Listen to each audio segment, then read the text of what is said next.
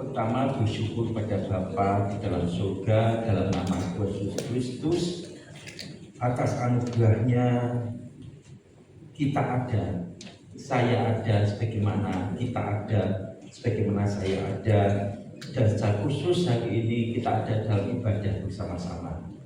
Yang kedua, tentu dengan tulus saya sampaikan terima kasih kepada Bapak Ibu Gembala, Bapak dan Ibu Pendeta Hasanuddin atas kepercayaan dan kesempatan yang kembali diberikan pada saya untuk hari ini kembali menyampaikan firman Tuhan, memberkati keluarga GSKI Petra dengan kebenaran firman Tuhan.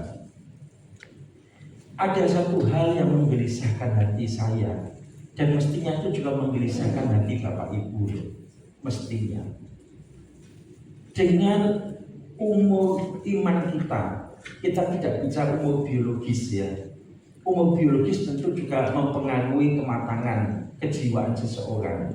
Tapi dan umur iman kita, umur pengiringan kita, sudah berapa lama kita mengiring Tuhan. Tetapi apakah benar karakter Kristus, kehidupan Kristus itu sudah benar-benar kita kenakan? Kalau kita mau jujur terbuka di hadapan Allah, kita jauh. Kita masih jauh dari kata serupa dengan Kristus. Lebih-lebih sempurna seperti Bapa. Mengatakan hal seperti ini bukan mau membuat kita putus asa. Kalau begitu ya sudahlah. Kita tidak mungkin serupa dengan Kristus. Ya udah deh, nyerah deh. Sekali lagi mengatakan hal seperti ini bukan ingin membuat Bapak Ibu Saudara pesimis, tapi saya ingin memberitahukan bahwa ketika kita punya kesadaran seperti itu adalah sesuatu hal yang baik. Daripada Bapak Ibu Saudara tidak punya kesadaran bahwa hidup kita masih jauh dari keteladanan hidup Kristus. Kadang-kadang kita nggak peduli kok. Kalau mau jujur, Bapak Ibu Saudara sekali kita mau jujur ya.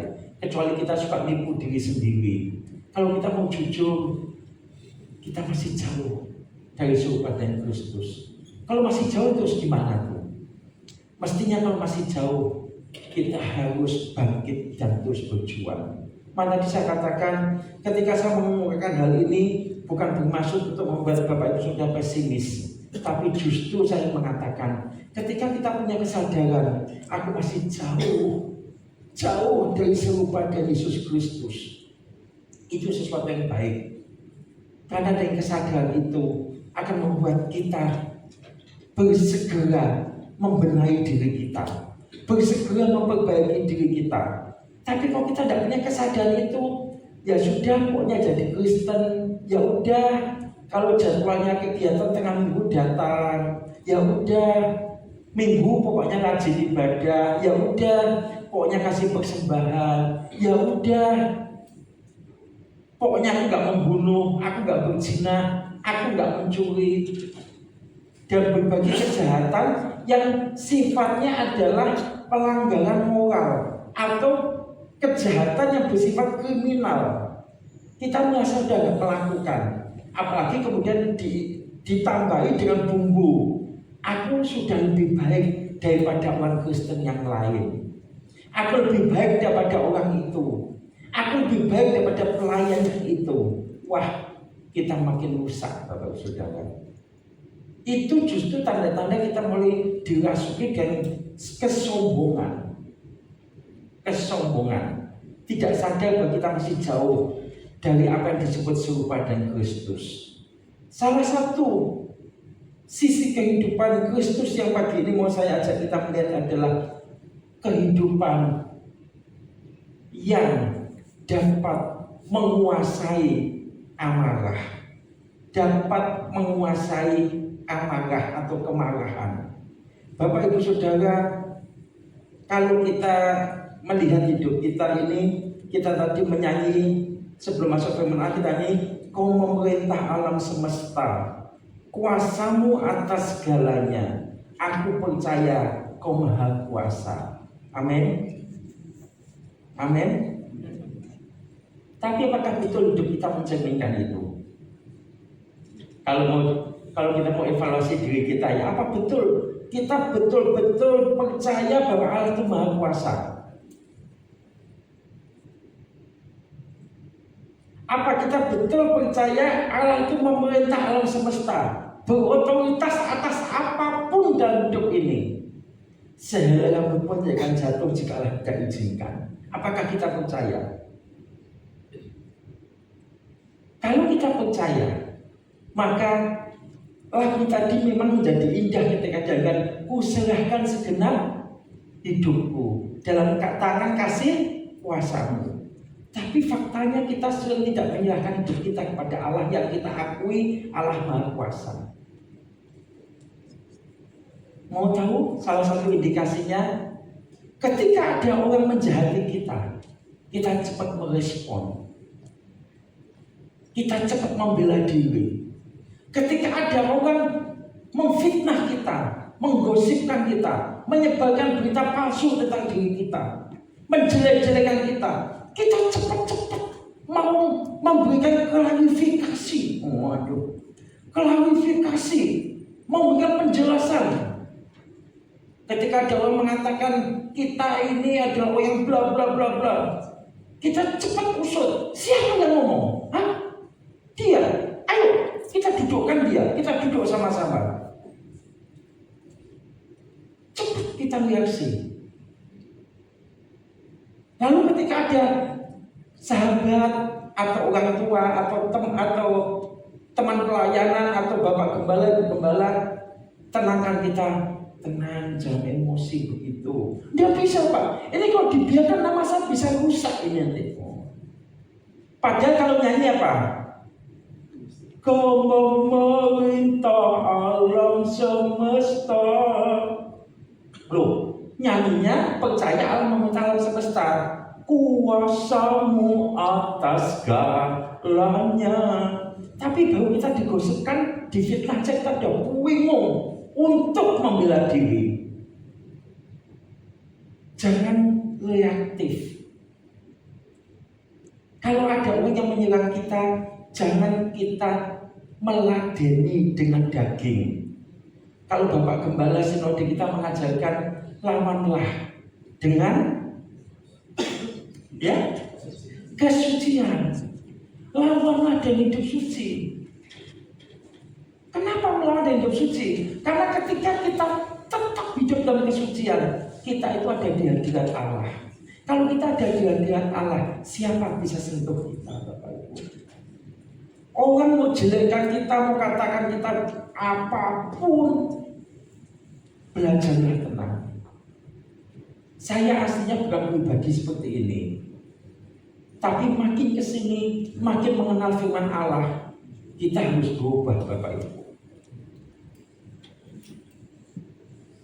Kemarahan itu kan muncul karena kita membela diri sebetulnya.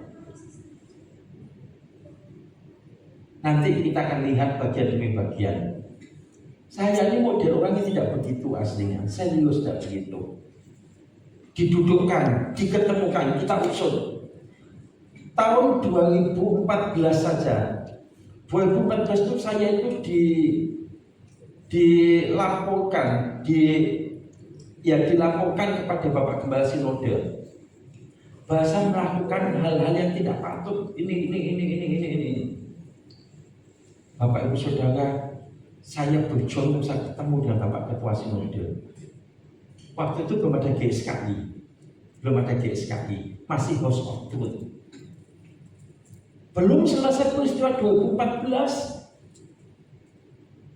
Tahun 2017, kalau 2014 saya menghadapi orang di luar lingkaran HOT. 2017 nama saya dirusak, saya dikriminalisasi kalau orang bilang, ya, oleh orang lingkaran dalam sendiri. Saya itu disia-sia, dikuyok-kuyok. 2017 saya berjuang untuk ketemu dengan Bapak Gembala Sinode lagi. Saya tahu siapa yang salah satu yang membuat keributan itu, saya tahu. Saat itu pagi itu sedang duduk makan pagi bersama dengan kami. Ada Bapak Gembala Sinode waktu itu pas datang ke Malang. Saya berjuang untuk saya tunjukkan masalahnya apa. Ini. Buktinya ini. Kepengen hati satu gini, kepengen hati saya. Usutan Pak. Iku lumungnya di kono Pak. Orangnya ada di situ usutan. Pak Elas itu cuma sobek tempenya tempe goreng dipatahin. Jadi gimana Pak gini? Ya, it's okay. Ya, ayo pesen makan. Ayo Pak, pesen makan dulu. Sudah Pak, saya sudah makan. Dan saya nggak butuh makan Pak. Saya butuh dibela. Saya butuh diusut. Bapak Ibu Saudara, kita merasa dizolimi, kita merasa harus memperjuangkan, itu karakteristik harus ada pembelaan. Makanya ketika situasi yang begitu pahit itu saya alami, saya dikuyok-kuyok dan sebagainya, saya mengalami hal seperti itu.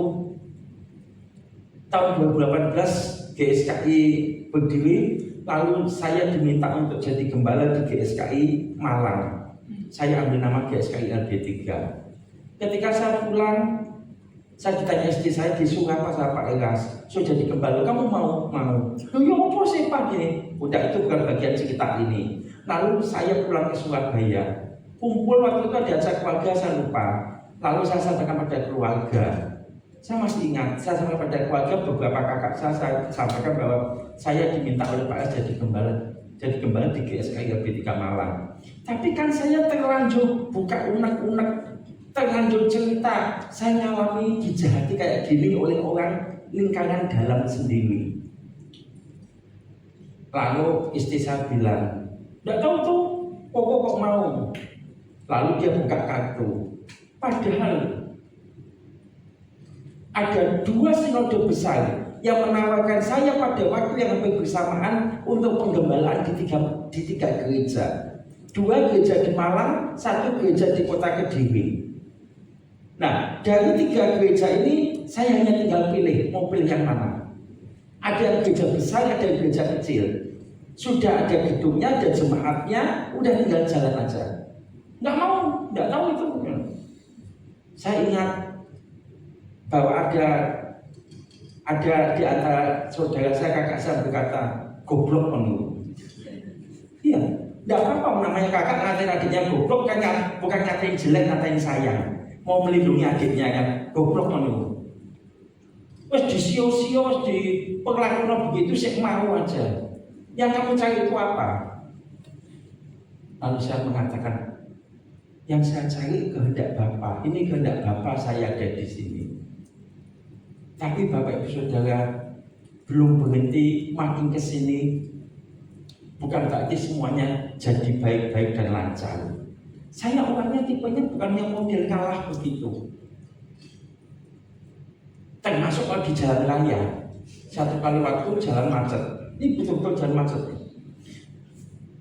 Tahu sih kalau ada jalan macet itu, kita tuh kalau lihat ada orang nyelonong, nyopot gitu rasanya gerem kan ya kan. Tahu-tahu ada yang nyopot itu, pas dia berhenti di samping saya, depannya ada mobil yang datang, jadi dia nggak bisa nih. Dia mau minta jalan ke saya, ceritanya mau minta jalan, ini betul. Bukannya saya kasih jalan, saya buka jendela saya, mobil saya pukul. Terus istri saya bilang, Pak, sudah Pak. Sebelum jadi gembala Pak ini, jangan takut Pak. Kau jadi gembala, mungkin saya bukan gembala GSKI. Namanya GSKI tapi bukan Gereja Suara Kebenaran Injil. Namanya Gereja Suka Kelahi Indonesia. Ya, Gereja Suka Kelahi Indonesia, GSKI. Nah, saya pukul istri saya bilang, Pak, jangan itu Pak. Saya bilang, gak bisa, seenaknya aja, saya bilang. Marah saya. Saya bilang ini. Istri saya bilang ini, Pak, di belakang mobil ada tulisan kita apa ya? Hah? Terus saya ingat waktu itu mobil saya Grand Livina. Di belakang mobil saya itu ada tulisan bahwa saya itu mengadakan pelayanan setiap hari Rabu di Radio Sola Gracia. Radionya Bapak Gatot. Lalu di Radio Sola Gracia itu setiap kali saya siaran langsung itu dibuka open air. Jadi pendengar radio itu bisa langsung telepon, bisa langsung tanya apapun. Terus saya langsung bisa saja, wah kalau dia sampai lihat tulisan ini, lalu nanti waktu saya siaran radio, lalu dia telepon, Pak, ini Bapak Pendeta yang mukul-mukul mobil saya nih, gila saya. Bapak Ibu sudah tahu, manusia itu munafiknya minta ampun. Terus pengemudian begini, maaf Pak. Biasanya orang kalau lagi marah dia minta maaf tuh makin jadi. Tapi begitu dia minta maaf, saya begitu sadar, saya ingat. Tapi ini nggak tulus. Saya ingat ada tulisan di belakang sebenarnya. Ya sudah, ya. Terus Bapak itu bilang minta maaf itu, saya bilang, ya. Terus saya kasih jalan dulu. Terus dia nggak mau. Saya bilang, saya ngalah. Apakah saya kalah? Enggak, aslinya saya nggak kalah. Aslinya Bapak itu langsung jalan duluan supaya tidak membaca tulisan di belakang mobil saya. Jadi saya duluan, dia tetap nggak mau. Lalu saya bilang, wah, sopan banget, pada saya menyembunyikan bangkai. Bapak, jangan tepuk tangan Bapak Ibu, ini bahaya. Saya menyembunyikan bangkai. Berapa banyak kita suka menyembunyikan bangkai? Saya dulu aslinya orang begitu, CC saya saksinya. Sekarang makin kesini saya menyadari apa sih sebenarnya membuat kita marah. Kalau kita menyadari apa sih yang membuat kita marah itu seperti apa? Karena kita tuh mungkin merasa dirugikan, merasa ditipu, merasa dikhianati, merasa diperlakukan tidak adil. Intinya kita tuh merasa tidak dapat mencapai sesuatu yang kita inginkan. Tetapi makin kesini ketika makin tenggelam dalam kebenaran firman Tuhan yang membawa saya pada satu pengertian, pada ujungnya kamu akan pulang kok Tim. Pada ujungnya kamu akan pulang. Orang itu sehebat apapun Bapak Ibu, sehebat apapun, sekuat apapun, sekaya apapun, sebesar apapun backingannya, atau dia tidak butuh backingan karena dia punya bintang banyak, bintangnya berjajal di sini, orang berpangkat, tapi ujungnya tetap pulang. Kalau kita mau jujur ketika kita pulang, orang juga tidak mau cepat-cepat dapat vonis pulang. Kemarin ketika saya ketemu di bandara Juanda, ketika jam penerbangan sudah mau mendekati boarding, mestinya 11.15. Jam 10.55 atau 10.50 ada pengumuman delay, pesawatnya delay. Langsung ekspresinya penumpang itu berubah. Waduh, dilawan. Dan hati saya gini, kalau didelay pesawat, ekspresinya tidak rela marah. Tapi coba didelay kematian. Mau mati nggak jadi mati, ditunda kematianmu. Kalau perlu jangan ditunda 2 jam ya. Mintanya tunda berapa? 20 tahun. Bapak Ibu si dalam Tuhan, ada suatu hal yang harus kita betul-betul pikirkan tentang amarah ini, ya. Nah, kalau kita bicara tentang amarah, itu bukan bentukan atau bukan kata bentukan imbuhan A di depan kata marah. Jadi makna amarah itu tidak sama seperti misalnya kita ngomong asimetris atau asusila atau amoral, itu bukan. Bukan C 1 2. Iya, nggak bisa, saya bisa dibantu. Oh ini. Iya. C 1 2. Ya, manusia itu banyak nggak berdaya. Udah disiapkan baik-baik, baterai udah disiapin baik-baik, udah cek sound dulu. Ternyata tahu-tahu di tengah jalan nggak bisa lanjut, lalu mau marah. Ini gambaran sederhana Bapak Ibu Saudara. Ya sudahlah, ya udah, kita lanjutkan dengan mic yang ada.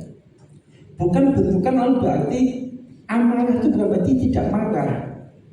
Tetapi kata amarah meskipun punya kaitan sangat dekat dengan kata marah, karena dua-duanya bukan luapan emosi, tapi amarah itu seringkali dimaknai dengan puncak dari marah yang telah menguasai seseorang.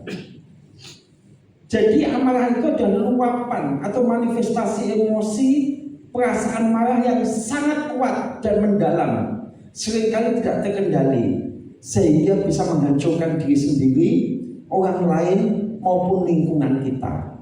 Makanya dengan tema kita pada hari ini, amarah, petaka menghancurkan. Ada satu ilustrasi yang mengisahkan ada seorang anak kecil. Ada seorang anak kecil, namanya anak kecil yang diam-diam dia tuh membantu papahnya yang beli mobil baru, tapi mobilnya itu mau dibersihkan. Bapak Ibu sudah pernah mendengar cerita ini, kisah ini, ilustrasi ini. Namanya anak kecil, dia tidak tahu dia harus melakukan bagaimana untuk orang tuanya. Tapi ya sudah, pokoknya dia punya hati pengen bantu orang tuanya.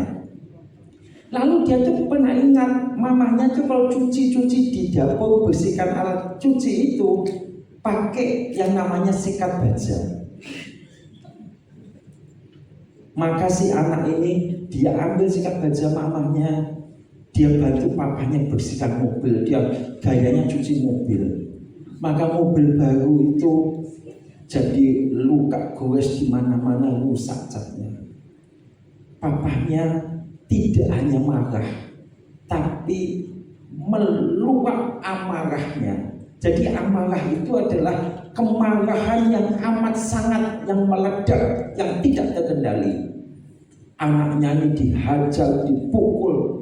Mana tangannya dipakai untuk menggosok mobil tadi? Ya ditunjukkan namanya anak. Ini papa. Sama papanya dihajar tangannya sampai hancur. Dalam kisah ilustrasi ini dikatakan kemudian mobil itu sudah diperbaiki.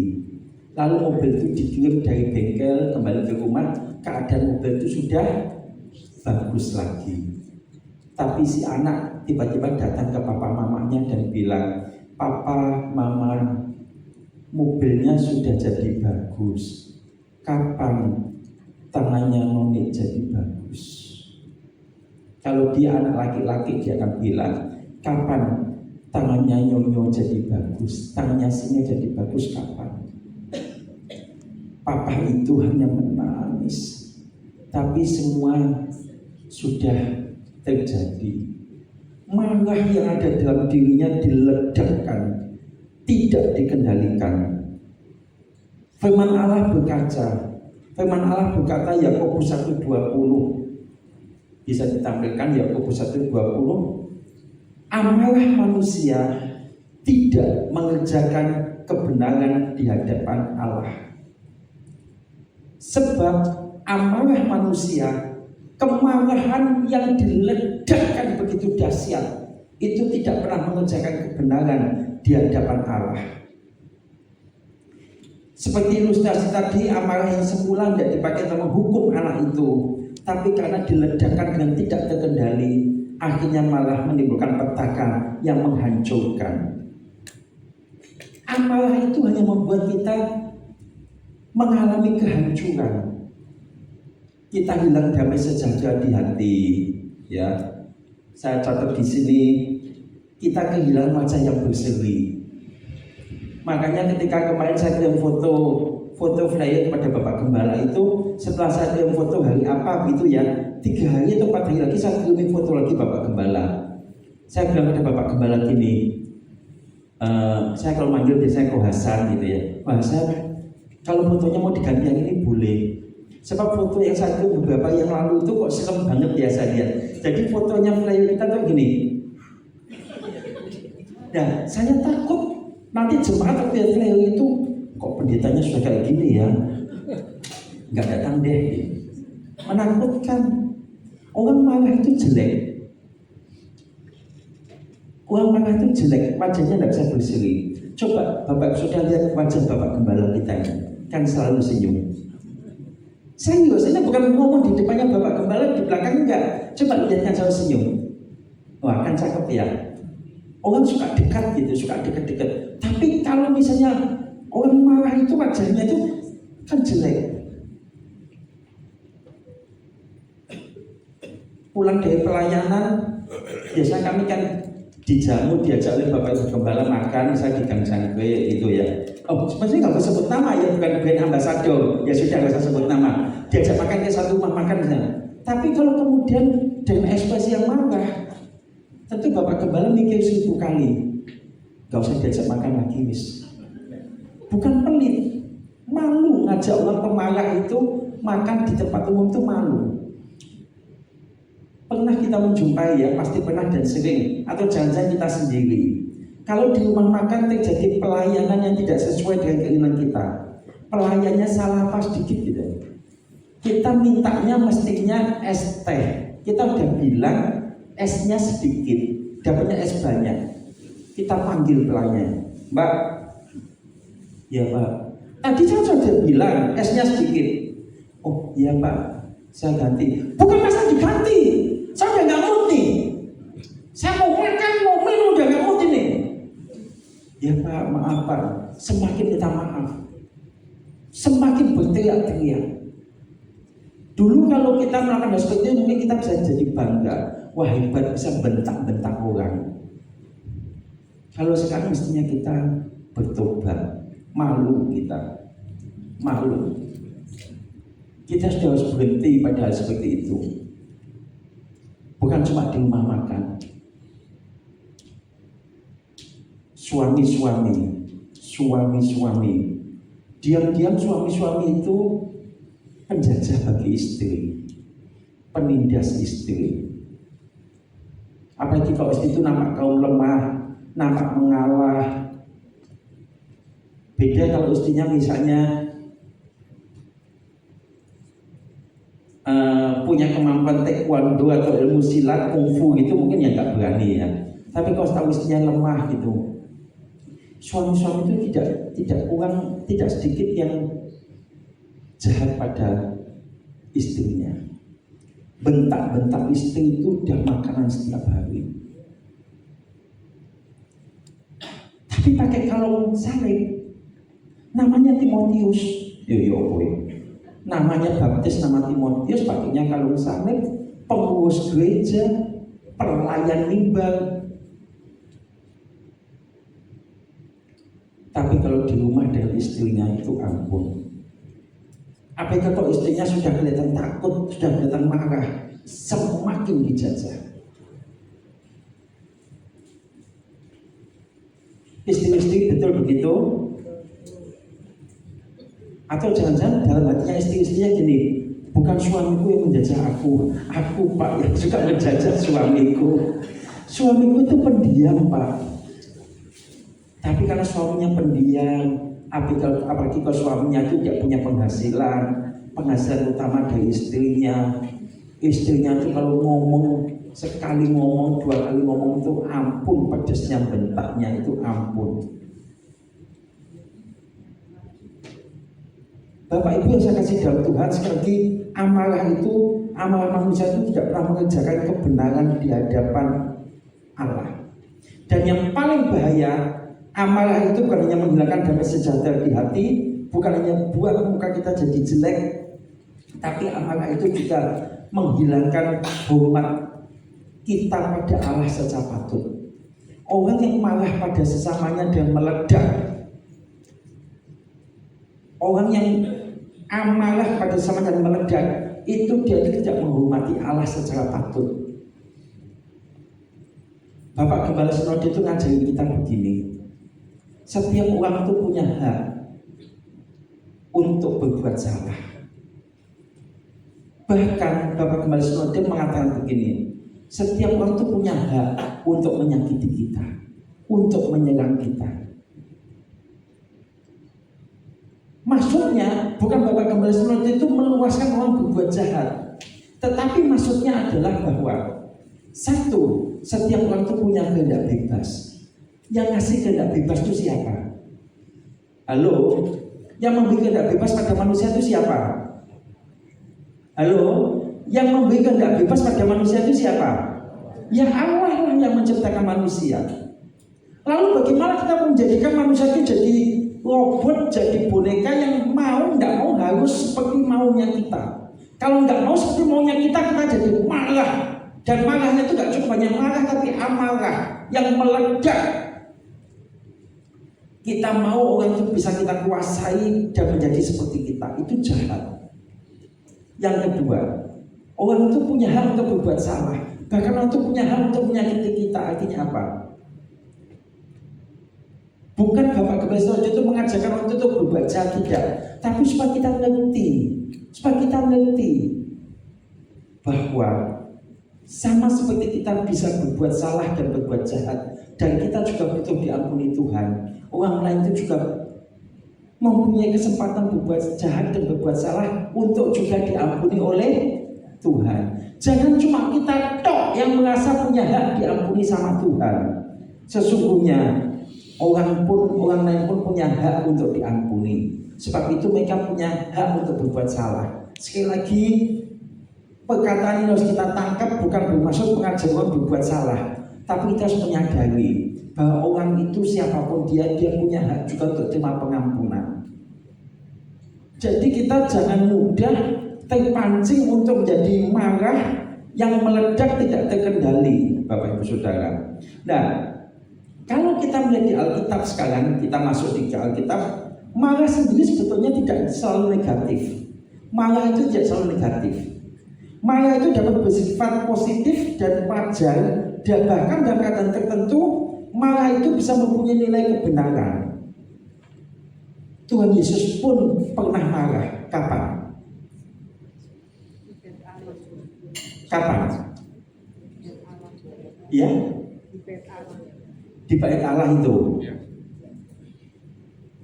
Kalau Bapak Ibu Saudara melihat utuh bacaan di kitab Injil Matius, Markus, Lukas, Yohanes, sebetulnya peristiwa di bait Allah di mana Yesus membuat cambuk dan mencambuk orang-orang di situ, mengusir pedagang-pedagang domba dan sebagainya, dan penukar-penukar uang.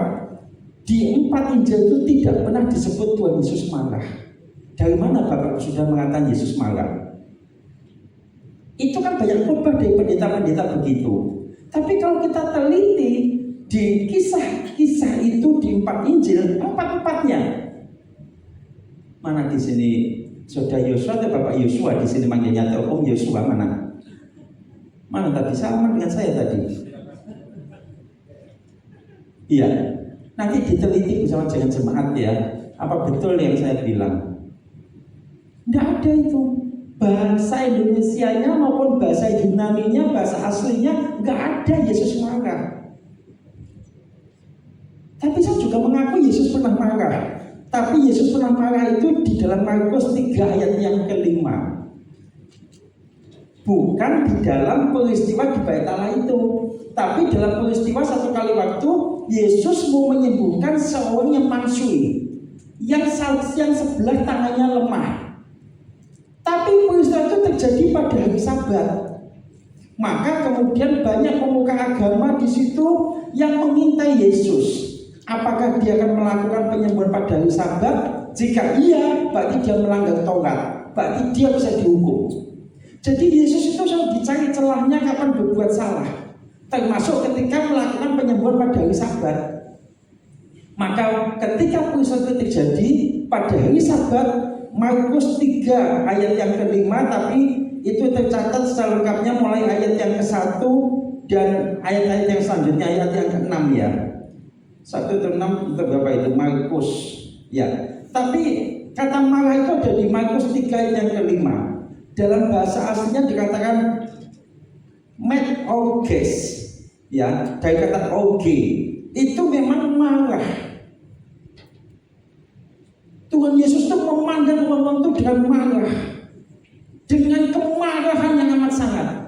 Tapi Markus kemudian melanjutkan, Tuhan Yesus bukannya marah, tapi kemudian ditunjukkan bahwa sesudah Yesus marah, Yesus juga dikatakan sulupoimenos. Ya, ketika Yesus marah, melihat kedegilan hati orang-orang itu, kamu kok keras kepala banget, kok degil banget, tidak punya belas kasihan. Tapi kemudian Yesus tunjukkan, dia tidak meledakkan kemarahan itu, dia tidak menghukum orang-orang itu, tapi dia tetap tunjukkan belas kasihan.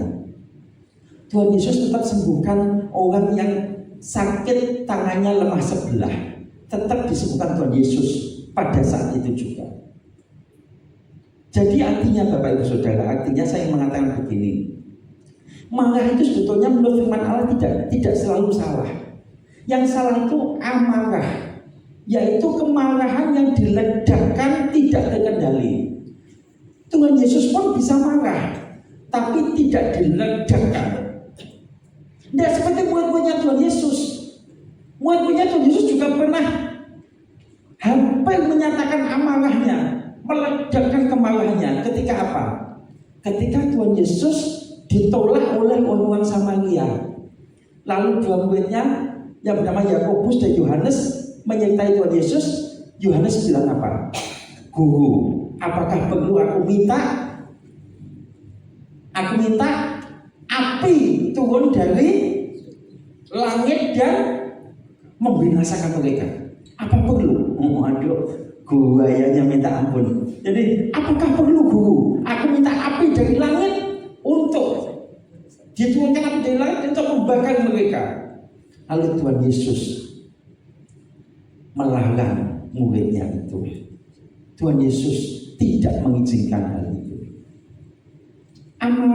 Marah itu perasaan emosi manusia normal. Bahkan dalam situasi itu bisa benar. Misalnya, ada anak kita berbuat dosa, kita marah. Ada yang berbuat salah, kita marah. Tapi kemarahan itu tidak boleh diledakkan dengan tanpa kendali.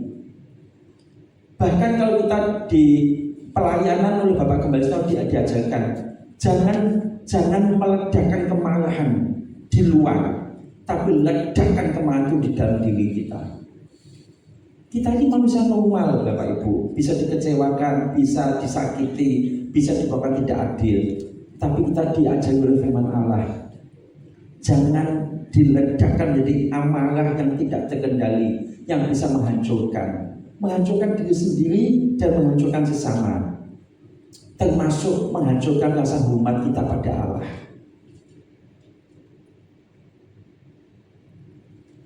Tapi ledakan di dalam. Kapan meledakannya di dalam?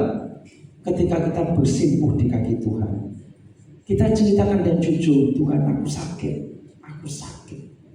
aku difitnah kayak gini, aku sakit. Tapi ledakan di hadirat Allah. Tapi aku tidak mau berdosa dengan mulutku, aku tidak mau berdosa dengan tindakanku apapun. Hati kecil kita akan berbisik, bodoh kamu, diperlakukan kayak gitu, diem aja, balas, kamu bisa balas, buat dia lebih sengsara. Lalu kita ingat firman Allah, pembalasan itu haknya, firman Allah mengatakan pembalasan itu haknya Allah. Dan kalau kita ngikutin ngikutin bisikan hati kecil kita, kamu berbuat gitu sama aku bisa balas kamu. Berarti kita itu tidak menghormati Allah, mengambil apa yang jadi haknya Allah.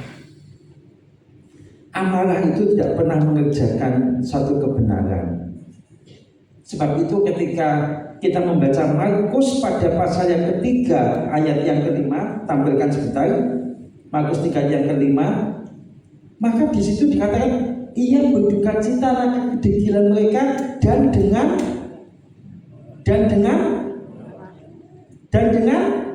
marah yang memandang sekelilingnya. Tetapi kata marah itu disandingkan dengan kata berduka cita. Kata marah itu dengan kemarahan itu metorges. Kalau kata dengan duka cita itu sulupoimenos. Itu artinya disandingkan. Yesus Kristus mempunyai rasa kemarahan yang amat sangat Tapi itu tidak diledakkan. Tapi Tuhan Yesus tetap memberikan belas kasihan kepada orang yang ada di situ, tetap disembuhkan. Tuhan Yesus tidak terpancing untuk jadi marah. Kamu ya, aku mau menyembuhkan orang, kamu malah mau jebak aku ya. Udah aku gak sembuhin sekalian. Tidak. Ini luar biasa Bapak Ibu Saudara. Jadi sebetulnya amarah itu tidak selalu negatif, asal marah atau maksud saya maaf ya, marah itu tidak selalu negatif, asal marah itu jangan diledakkan jadi amarah. Kita semua bisa membedakan dua hal ini. Jadi kita hanya ledakan di dalam kita, jaga hati kita. Jangan sampai hati kita itu membodohi kita, Bapak Ibu Saudara. Sebab itu Amsal 4:23 katakan, jagalah hatimu dengan segala kewaspadaan. Amsal 4:23, karena dari situlah terpancar kehidupan. Jadi supaya kita tidak meledakkan amarah kita, itu dimulai dari kita menjaga hati kita, Bapak Ibu Saudara. Tadi saya katakan di awal, makin kesini kita harus bisa menahan amarah kita. Kenapa? Pada akhirnya kita tuh akan menyadari kita tuh betapa hebat kuatnya kita tuh makhluk yang terbatas, yang satu kali waktu hanya bisa menerima pasrah ketika ada ketentuan pulang kamu. Makanya orang kalau suka tidak bisa menerima keadaan ya, suka tidak bisa menerima keadaan, udah divonis pulang pun pulang kamu, masih mendelik sama Gusti Allah, nggak mau. Tapi kalau dia mendelik, padahal udah disuruh pulang, ya dia pulang tapi matanya gini. Loh, kenapa jenazahnya kok matanya buka, mulutnya buka? Ya karena dia tidak terima disuruh pulang masih. Dia masih marah. Saya mengatakan ini bukan untuk lucu-lucuan, tapi saya ingin mengatakan pada Bapak Ibu Saudara sederhananya gini. Sudahlah, apapun yang mau kita capai di dunia ini mungkin kita bisa capai. Kalau nggak bisa dicapai kita jadi marah. Kita ledakkan amarah kita. Tapi pada saatnya nanti kita juga pasti akan mengalami keadaan di mana kita harus mau tidak mau menerima keadaan itu. Yaitu kita ketika kita diminta untuk ya Pak, diminta untuk pulang. Nah, sebab itu mulai latihan dari sekarang. Ada satu otoritas Allah yang tidak bisa kita bantah. Tapi kalau saya dilakukan begini nanti saya akan hancur. Loh, yang bisa melindungi kita itu diri kita atau kita itu percaya kepada Allah yang Maha Kuasa? Seperti nyanyian tadi kita.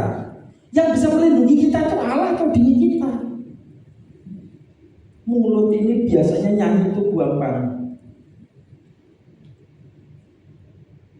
Kau Allah yang Maha Kuasa. Tapi untuk melindungi diri kita aja kita takut Allah tidak bisa melindungi. Makanya kita cawe-cawe, ikut membalas kalau ada orang berbuat jahat. Bapak Ibu Saudara jangan begitu. Sebagai bagian dari ayat penutup 1 Petrus 2 ayat 23, tapi kita baca ayat 21 sampai 23 ini ayat penutup. 1 Petrus 2, 21, 22, 23. Sebab untuk itulah kamu dipanggil, karena Kristus pun telah menderita untuk kamu dan telah meninggalkan teladan bagi kamu, supaya kamu mengikuti jejaknya. Ayat 22. Ia tidak berbuat dosa dan tipu tidak ada dalam mulutnya. Ayat 23 kita perhatikan. Ketika ia dicaci maki, ia tidak membalas dengan mencaci maki. Ketika ia menderita, ia tidak mengancam, tetapi ia menyerahkannya kepada dia. Ini siapa? Allah Bapa. Menyerahkan pada Allah yang menghakimi dengan adil. Kalau Tuhan Yesus saatnya hidup pada saat ini, dia menyanyikan lagu tadi itu paling pas, paling sempurna. Nyanyinya nggak cuma di mulut, tapi di hati, di kehidupan semuanya. Kalau kita nyanyi mungkin masih di mulut, tapi tidak apa-apa. Terus kita berjuang jangan hanya di mulut. Ya, kita harus percaya Allah itu Maha Kuasa. Dia berotoritas atas segala sesuatu. Jangan terlalu mengkhawatirkan diri kita. Kita lihat tuh Bapak Gembala Sinode kita, dicap-cap sesat kayak gitu, dikata-katain apapun, tidak keluar satu kata pun pembelaan, klarifikasi apapun. Beliau hanya tunjukkan dari kehidupan. Beliau tetap teduh, tidak pernah khawatir pekerjaan Tuhan hancur karena dituduh atau difitnah sesat dan sebagainya. Tidak pernah ada kekhawatiran. Pernah kita bertemu hamba Tuhan begitu? Saya nyaris belum pernah ketemu yang lain. Biasanya cepat kasih klarifikasi, cepat kasih penjelasan, cepat adakan konferensi pers, cepat, supaya jangan sampai terus menyebar berita yang jelek, yang negatif. Tapi orang tua rohani kita ini benar-benar ada 3 rumusnya. 1, diam. 2, diam. 3, apa beliau tidak punya rasa marah? Pasti punya. Tapi beliau mencontoh Tuhan Yesus, ada rasa marah, tapi disandingkan dengan belas kasihan. Beliau memilih meledakkan belas kasihan daripada meledakkan kemarahan. Lalu kita bagaimana? Mestinya kita mencontoh Bapak rohani kita, mestinya kita mencontoh Tuhan Yesus. Ketika dicaci tidak membalas mencaci maki, ketika menderita tidak mengancam, tetapi menyerahkan kepada Allah yang menghakimi dengan adil. Manusia itu tapi kan kesuwen, mentari Gusti Allah kesuwen. Orang kayak gitu tuh dibiar-biar, no tambah dadi-dadi. Orang kayak gitu dibiar-biarkan malah menjadi-jadi. Kelamaan, nunggu Allah itu kelamaan. Apalagi kalau udah pakai bahasa rohani. Kalau dibiar-biarkan, nanti dia semakin jauh dari Tuhan, semakin berdosa. Loh, kalau orang itu memang memilih jauh dari Tuhan, memangnya kita bisa apa? Halo, Pak, Bapak Gembala, saya mengasihi Bapak Gembala. Kita sama-sama gembala kan Pak, tidak boleh saling mendahului sesama biskota. Kita juga punya pergumulan. Kalau boleh ini semua jemaat, Bapak pasti kepengen semua jemaat itu rohani semua. Cinta Tuhan betul-betul semua. Bertobat betul-betul semua. Jemaat itu semuanya tinggalkan dosa. Bapak sudah kasih nasihat firman Allah. Sudah undang hamba-hamba Tuhan untuk sampaikan firman Allah. Lebih daripada itu, Bapak bersama dengan Ibu. Saya tidak mempersoalkan hal yang lain di masa lalu dan sebagainya, tapi terus berjuang memberikan teladan hidup. Terus berjuang memberikan teladan hidup. Tapi kalau ternyata jemaat tetap tidak mau hidup dalam kekudusan, tetap hidup dalam dosa, tetap tidak mau bertobat, Bapak Gembala bisa apa coba? Mau marah, diledakkan kemarahannya. Kamu ya jemaat ya, saya sudah coba mengembalakan baik-baik, kamu tetap gak bertobat. Loh, Bapak Ibu,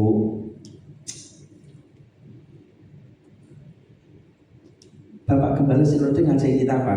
Allah saja tidak bisa memaksa orang berbuat baik. Iblis pun tidak bisa memaksa kita berbuat jahat. Semua pilihan ada di tangan kita. Jadi kalau saya jujur ya, kalau lihat ada jemaat yang masih hidup nggak bertobat itu mentok Pak Gem, mentok. Dengan cinta kasih tidak saya izinkan kesempatan pelayanan, mentok. Tapi tidak perlu dengan benci, tapi dengan rasa cinta, supaya dia tahu pelayanan itu nggak main-main. Bukan masih hidup dalam dosa bisa pelayanan. Satu, yang kedua, filosofi saya anggap orang jatuh dalam dosa kok yang sakit. Orang sakit itu jangan dikasih kerjaan dulu. Kalau kita mencintai keluarga kita ada yang sakit, jangan dipaksa kerja dulu. Dia harus istirahat. Kalau sudah sembuh, dia ikut bantu kerja lagi. Jemaat juga begitu. Kalau masih hidup dalam dosa, gembala punya tanggung jawab untuk tidak izinkan dalam pelayanan. Tapi harus jaga hati, tidak dengan benci, tapi dengan rasa cinta. Tapi harus dilakukan. Tapi kalau ternyata sudah dilarang pelayanan pun tetap gak jelas, tetap gak bertobat, tetap hidup dalam dosa, mau bisa apa? Ayo, Kalau kita gembala tidak mencontoh Tuhan Yesus, lalu kita ambil bebannya di pundak kita penuh, kita ambil di pinggang kita penuh, kita rasakan penuh, tidak lama gembala stroke. Nah ngapain? Yang penting gembala udah kasih nasihat, firman Allah. Gembala udah kasih teladan kehidupan. Kalau jemaat kita nggak mau bertobat, ya udah itu pilihannya. Kita tidak perlu paksa orang untuk bertobat juga. Kita kepengen seperti hati Bapa, menunggu semua orang berbalik dan bertobat dan diselamatkan. Kita harus punya hati Bapa itu, tapi tidak boleh paksakan. Sama seperti Tuhan Yesus, kita melihat bagaimana dia menyatakan belas kasihan Allah, tapi dia tidak memaksakan kebenaran itu. Akhir kata, jangan biarkan amarah manusia menguasai dan mewarnai hidup kita. Amarah itu sesungguhnya adalah malapetaka yang akan menghancurkan kita. Bukan saja menghancurkan kita saat di dunia, tapi menghancurkan masa depan kita juga di keabadian. Karena kita tidak menghormati Allah.